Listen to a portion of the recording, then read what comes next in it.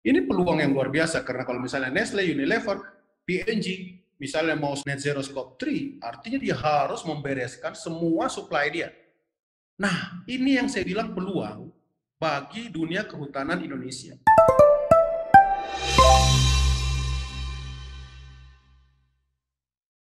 Silverius Oscar, kita tahu, kita kenal sebagai Bang Onte, saat ini Wakil Ketua Umum Bidang LHK di Kadin Indonesia.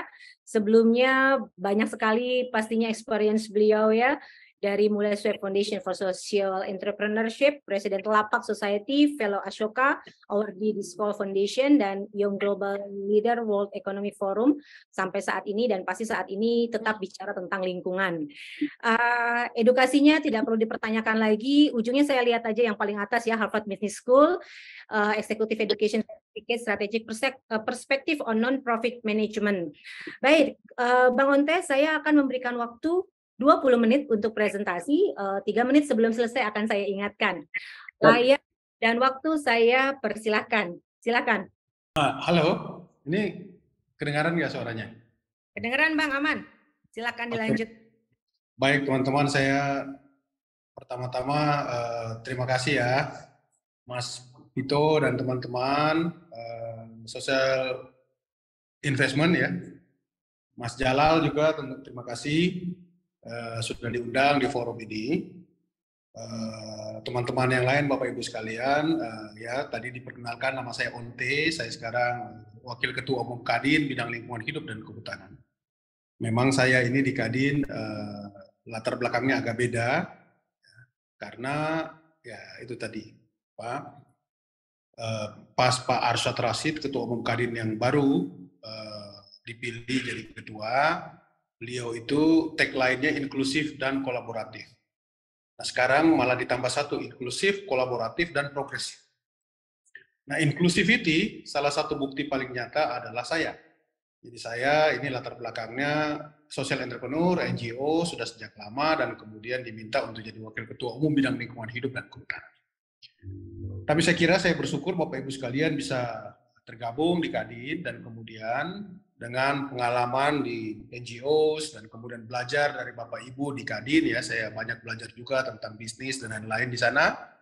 Kemudian kita bisa melihat begitu luasnya peluang sebenarnya di sektor lingkungan hidup dan kehutanan ini. Pertama, pemerintah Indonesia memberikan peluang dengan adanya kebijakan yang kita kenal dengan istilah multi usaha kehutanan. Nah, Bapak Ibu, dulu kalau kita punya izin kayu di sektor kehutanan, HPH, maka kita hanya boleh urus kayu. Kalau mau urus yang lain, izinnya beda. Nah, tapi sekarang dengan Undang-Undang Cipta Kerja multi usaha kehutanan, satu izin itu kita bisa melakukan bisnis apapun di sektor kehutanan. Ya, selama kita rencanakan dalam rencana kerja kita.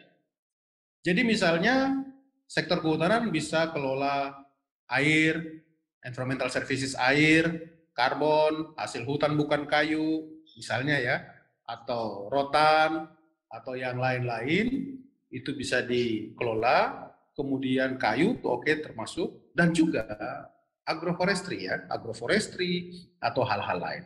Nah itu kebijakan dari dalam, ya, yang muncul karena lahirnya kebijakan yang. Tapi secara kebetulan di dunia internasional, ya, sekarang kan kita mengenal banyak orang ya, tentu teman-teman semua juga sudah mengenal bahwa orang sedang mengejar net zero, ya, net zero misalnya. Kalau teman-teman ingat ya, atau mungkin sudah paham, kalau kita kelola hutan lestari, sertifikatnya FSC atau standarnya FSC misalnya. Kalau kita kelola sawit, maka standar internasionalnya misalnya RSPO.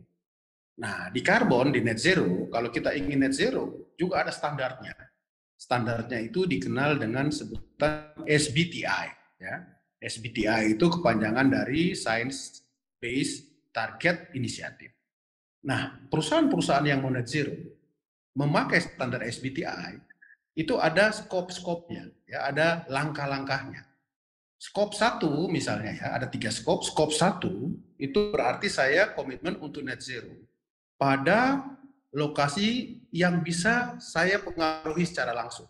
Misalnya kantor saya.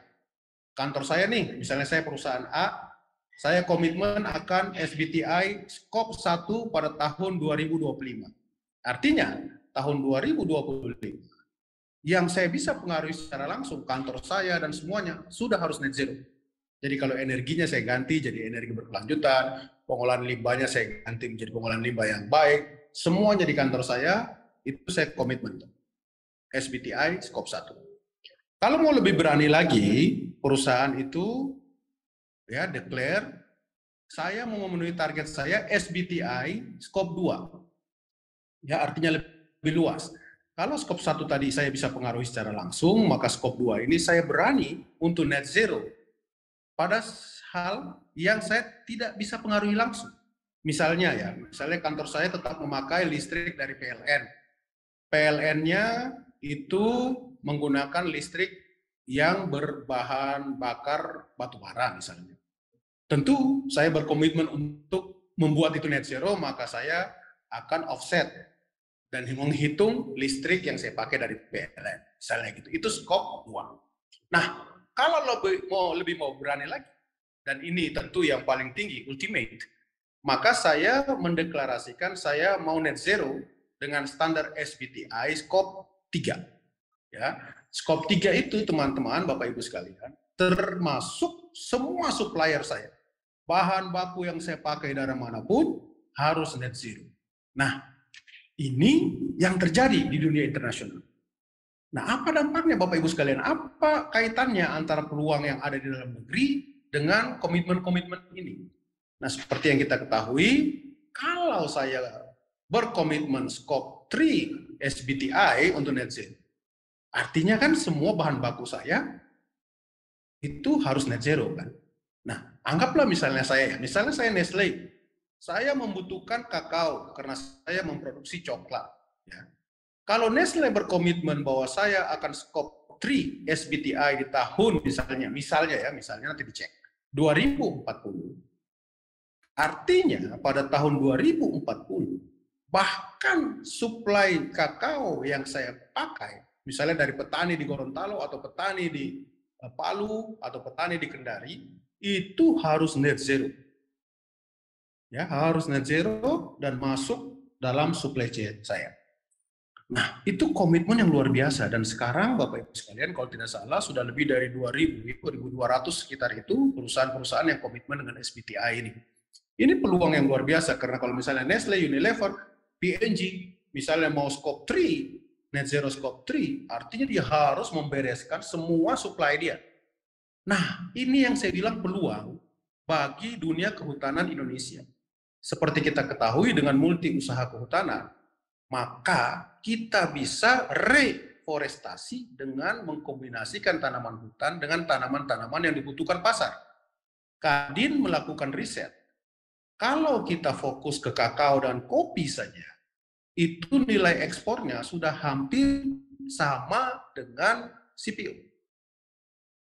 Bayangkan, ini mungkin bisa menjadi next CPO bagi Indonesia. Tapi bedanya kalau CPO ya dengan berbagai masalah kadang-kadang kita diserang oleh luar negeri, maka dengan mengerjakan regeneratif bisnis ini dengan memanfaatkan strategi reforestasi di kawasan-kawasan hutan, maka kita mungkin jadi solusi bagi dunia. Bapak Ibu sekalian, kita coba ukur ya. Kawasan hutan di bawah izin anggota APHI itu kira-kira sekitar 30 juta hektar. Terus kalau kita tambah lagi, kawasan social forestry yang sudah dikasihkan izinnya oleh negara kepada masyarakat atau kelompok masyarakat sekitar 4 juta hektar.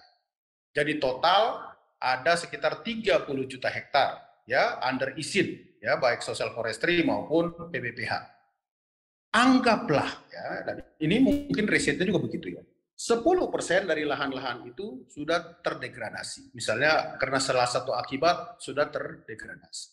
Artinya Indonesia punya sekitar 3,4 juta hektar lahan yang siap untuk direforestasi. Nah, reforestasi kita kalau kita kombinasikan agroforestry, tanaman hutan tentu tetap ada, tapi kombinasi kakao, kombinasi vanila, kombinasi kopi, kombinasi apa lagi yang lain. Bayangkan kita bisa menjadi penyuplai ya apa yang kita sebut dengan produk-produk yang dikelola secara regeneratif. Sekali lagi regeneratif supaya jangan bingung aja. Kalau saya simpel aja, regeneratif itu lawannya degeneratif. Kalau kita yakini model-model pengolahan sekarang itu membuat lingkungan kita terdegenerasi, makanya apa yang dibuat sekarang kita tidak mau ulangi untuk menjadi lebih terregeneratif, ya, menjadi regeneratif. Jadi itu kira-kira ada peluang di dalam negeri dengan kebijakan tentang PBPH, multi usaha kehutanan dan social forestry, sementara peluang di luar negeri dengan komitmen tentang SBTI, komitmen tentang regeneratif. Ini peluang-peluang yang menurut saya Kadin ingin ambil, ya.